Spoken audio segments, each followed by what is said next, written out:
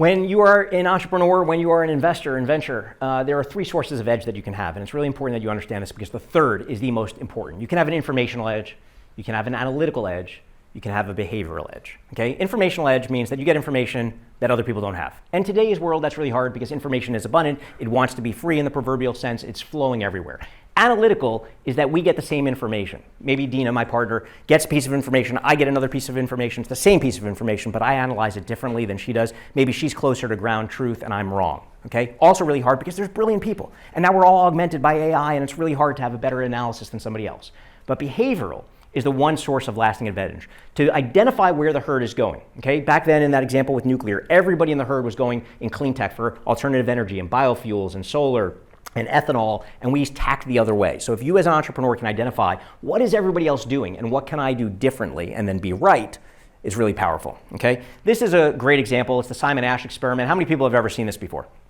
Okay, the guy in the red sweater is the mark. Everybody else is in on this. It's a psychological study about groupthink. So watch what happens. They're going to show a bunch of lines, and the lines, they're going to lie about which one matches. Okay? And he's going to look at them and say, you idiots, like you got it completely wrong. Watch what happens. In the first test, the correct answer is 2. 1. 1. 1.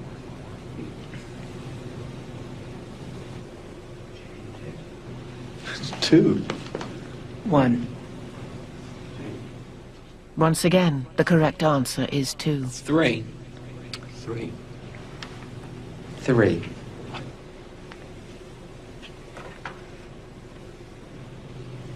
3.